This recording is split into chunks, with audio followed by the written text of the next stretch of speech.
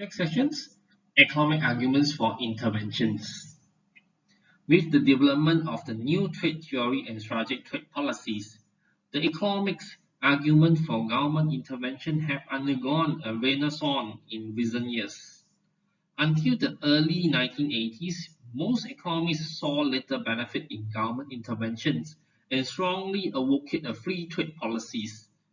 This position has changed at the margin with the development of strategic trade policy, although as we will see this, there are still strong economic arguments for sticking to a free trade stance. First, the infant industry argument. The infant industry argument is by far the oldest economic argument for government interventions. According to this argument, many developing countries have a potential comparative advantage in manufacturing, but new manufacturing industry cannot initially compete with established industry in a developed country. To allow manufacturing to get a toehold, the argument is that government should temporarily support new industry, either with tariff, imports quotas, or subsidies, until they have grown strong enough to meet international competitions. Second, the infant industry argument relies on the assumptions that firms are unable to make efficient long-term investment by borrowing money from the domestic or international capital market. Consequently, governments have been required to subsidize long-term investments. Given the development of the global capital market over the past 20 years, this assumption no longer looks valid as it once did.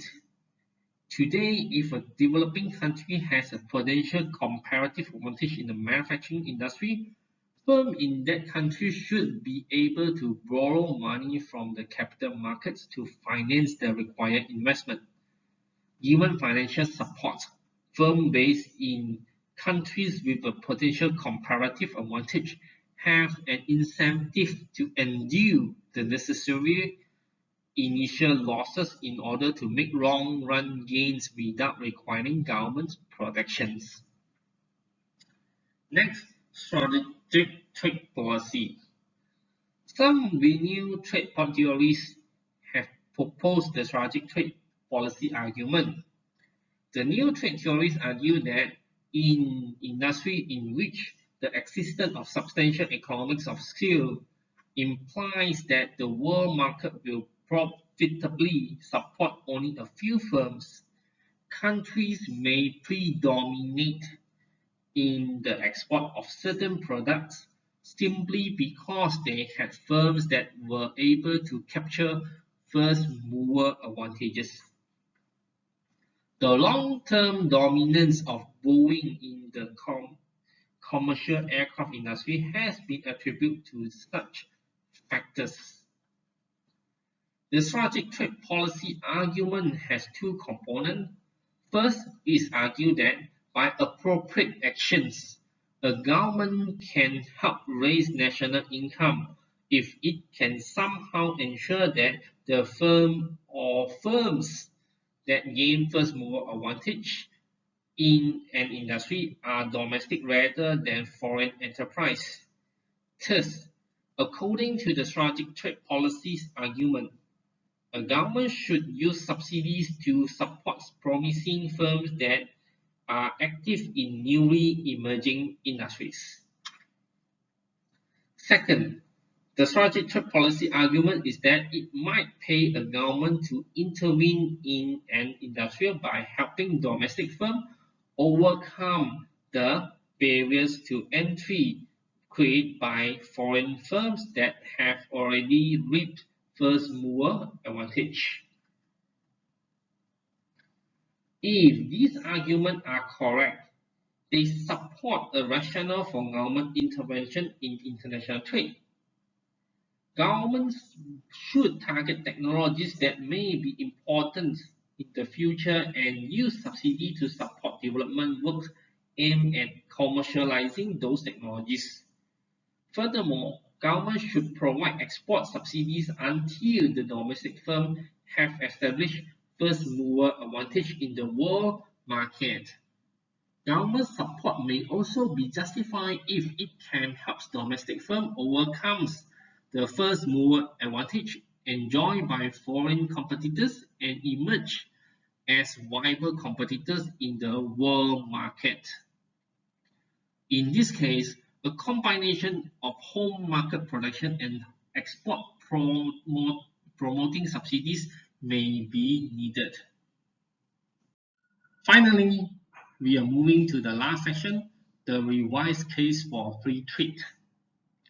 The strategic trade policy argument of the new trade theories suggests an economic justification for government's intervention in international trade. This justification challenges the rationale for unrestricted free trade found in the work of classic trade theorists such as Adam Smith and David Ricardo. In response to this challenge, a number of economists, including some of those responsible for the development of the new trade theories such as Paul Krugman, point out that although strategic trade policy looks appealing in theory, in practice it may be unworkable.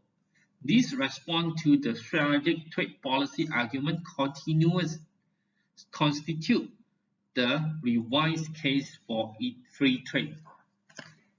First, retaliation of trade war. Krugman argued that a strategic trade policy aimed at establishing domestic firms in a dominant position in a global industry is a beggar tea neighbor policy that boosts national income at the expense of other countries. A country that attempts to use such policy will probably provoke retaliations. In many cases, the resulting trade war between two or more interventionist governments will leave all countries involving worse off than if a hands-off approach has been adopted in the first place. If the US government were to respond to the Airbus subsidy by increasing its own subsidy to Boeing, for example, the result might be that the subsidy would cancel each other out. In the process, both European and US taxpayers would end up supporting an expensive and pointless trade war, and both Europe and the United States would be worse off. Krugman may be right about the danger of strategic trade policy leading to a trade war. The problem, however, is how to respond when one's competitors are already being supported by government subsidies. Next, domestic policy. Governments do not always act in the national interest when they intervene in the country's economics. Politically important interest groups often influence them. The European Union supports the Common Agriculture Policy (CAP), which arose because of the political power of French and German farmers, is an example.